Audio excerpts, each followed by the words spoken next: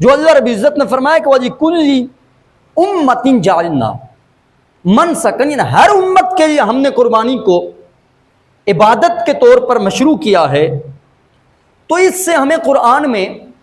حضرت آدم علیہ السلام کے وہ بیٹوں کا قصہ بھی ملتا ہے کہ اللہ رب العزت نے جسے بیان کیا کہ اپنے محبوب کو فرمایا وَاتْلُ عَلَيْهِمْ نَبَأَ ابْنَيْ آدَمَ بِالْحَقِّ، محبوب اپنے امت کو بتاؤ کہ حضرت آدم علیہ السلام کے ان بیٹوں کا قصہ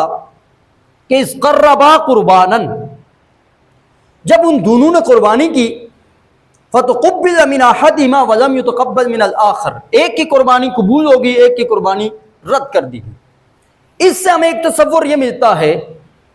کہ قربانی گویا حضرت آدم علیہ السلام کے دور سے جاری ہوگی، اب اس کا انداز تھوڑا سا مختلف تھا، اور ہر دور میں قربانی کا انداز مختلف ہوتا رہا ہے۔ اب اس آیت کے تحت علامہ ابن کثیر حضرت عبداللہ بن عباس رضی اللہ تعالیٰ عنہ کے حوالے سے ایک روایت نقل فرماتے ہیں، اور اس روایت سے بھی ہمیں پتہ چلتا ہے کہ آج کل کے دور میں ہمارے ہاں اس امت میں قربانی صرف جانور کی ہے، اور وہ بھی مخصوص جانور جنہیں اللہ رب العزت نے قرآن میں بیان فرمایا ہے۔ اور پرانے دور کے اندر قربانی ہوتی تھی، لیکن قربانی عام تھی، وہ جانور کی بھی قربانی ہو سکتی تھی، فصلوں کی قربانی بھی ہو سکتی تھی، اور اناج کی قربانی بھی ہو سکتی تھی۔ حضرت عبداللہ بن عباس رضی اللہ تعالیٰ عنہ آپ فرماتے ہیں کہ وَكَانَ أَحَدُهُمَا رَاعِيًا، میں اختصاراً یہ روایت بیان کر رہا ہوں کہ حضرت آدم علیہ السلام کی جو دو بیٹوں کا قصہ ہے، ایک ان میں سے بھی تھی اس کے پاس وَكَانَ الْآخَرُ حَرَّاسًا، اور ایک بیٹا کھیتی باڑی کا کام کرتا تھا۔ وَإِنَّ صَاحِبَ الْغَنَمِ قَرَّبَ خَيْرَ غَنَمِهِ وَأَسْمَنَهَا، جو بیٹا جو بکریاں چرایا کرتا تھا اس نے اللہ کی بارگاہ میں ایک خوبصورت اور اچھی پلی ہوئی بکری اللہ کی بارگاہ میں قربان کی۔ وَقَرَّبَ بَعْدَ زِرَاعِهِ،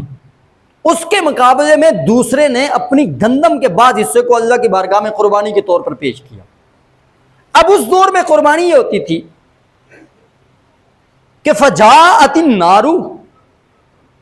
قربانیاں اپنے اپنے کسی پہاڑ پر، کسی میدان میں، کسی کھیت پر جا کر رکھ دی جاتی تھی، اور لوگ دیکھا کرتے تھے تو آسمان کی طرف سے آگ آتی تھی، اور جس کی قربانی کو وہ آگ آ کر جلا ڈالے وہ قربانی اللہ کی بارگاہ میں مقبول سمجھی جاتی تھی۔ حضرت ابن عباس رضی اللہ تعالیٰ عنہ کی اس روایت سے بھی آپ نے فرمایا کہ آگ آئی، اور اس آگ نے آ کر فَأَكَلَتِ الشَّاةُ وَتَرَكَتِ الزَّرْعَ، جس نے بکری قربان کی تھی اس آگ نے بکری کو کھا لیا، جلا دیا، اور جس نے کھیتی قربان کی تھی کھیتی کو چھوڑ دیا۔ اس پر یہ ہمارے ہاں تصور یہ پتہ چلا کہ اس وقت وہ قربانیاں ہوتی تھیں، ایک جانور کی بھی قربانی ہو سکتی تھی اور دیگر اجناس کی بھی ہو سکتی تھی، اور دوسرا جو اہم ترین جو ہماری ان کی قربانیوں میں فرق ہمیں نظر آتا ہے، ان کی قربانیوں کا ثمرہ انہیں دنیا میں پتہ چل جاتا تھا، لیکن اس امت پر اللہ رب العزت نے یہ کرم اور یہ فضل، یہ انعام اور یہ احسان فرمایا ہے کہ قربانیوں کی قبولیت اور عدم قبولیت کا معاملہ کو دنیا میں نہیں رکھا، بلکہ اللہ رب العزت نے اس معاملے کو اپنے پاس محفوظ رکھا ہے، اور اس کا اجر بھی اللہ رب العزت آخرت میں ہر اہل ایمان کو عطا فرمائے گا۔ اسی طریقے سے حضرت یعقوب علیہ السلام اور حضرت موسیٰ علیہ السلام کی قربانی کا تصور ہمیں تورات سے ملتا ہے۔ حضرت سلمان علیہ السلام کی قربانی، گھوڑے کو قربان کرنا، اس کا بھی تصور ملتا ہے۔ وہ اہل مصر کی قربانیوں کا ہمیں تصور ملتا ہے کہ وہاں پر بھی قربانیوں کے نام پر نیل کے دیوتا کو خوش کرنے کے لیے ایک دوشیزہ، ایک کنواری عورت کو اس کی بھینٹ چڑھایا جاتا تھا، قربان کیا جاتا تھا۔ اسی طریقے سے دیگر مذاہب جو آسمانی نہیں ہیں، غیر مذاہب میں، ہندو میں بھی بھینٹ چڑھانا یا اپنی اناج، یہ مسالہ جات، یہ چیزیں آگ جلاتے ہیں، اس میں ڈالتے ہیں، شلو پڑے جاتے ہیں، اور جو ان کے گیت پڑے جاتے ہیں وہ بھی اس کو قربانی سمجھتے ہیں۔ یہ تصور ملتا ہے کہ وہ لوگ موسم کی تبدیلی کے لیے، اچھی فصلوں کے لیے قربانیاں دیتے ہوتے تھے۔ بعض قدیم اور قبائل کے حوالے سے ملتا ہے وہ انسانوں کی قربانیاں بھی کرتے ہوتے تھے۔ برکیف ان تمام تر چیزوں کا خلاصہ یہ ہے کہ قربانی کا تصور یہ ہر دور میں رہا ہے، اور اللہ رب العزت نے قرآن مجید فرقان حمید کے اندر بھی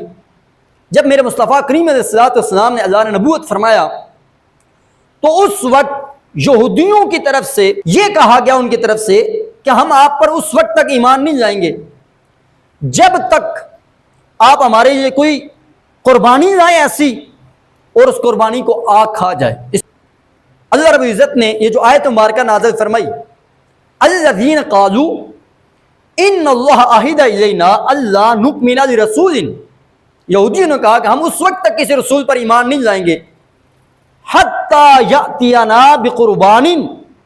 یہاں تک کہ ہمارے پاس وہ ایسی قربانی لے کر آئے تاکلہ النار، کہ جسے آگ کھا جائے۔ پھر اللہ رب العزت نے اپنے محبوب کے ذریعے سے فرمایا کہ محبوب انہیں یہودیوں کو جواب دو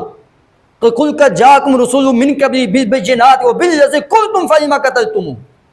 انہیں کہیں محبوب کہ یہ جو آپ کے پاس آ کر یہ کہتے ہیں کہ ہم نے تورات میں تو پڑھا ہے کہ آپ اللہ کے آخری نبی ہوں گے، لیکن ایمان لانے کے لیے ہماری یہ شرط ہے کہ ہم نے یہ کہا پڑھا ہے کہ بھائی کوئی ایسا نبی آئے گا جو قربانی لائے گا۔ تو میرے رب نے فرمایا محبوب نے جواب دیجئے کہ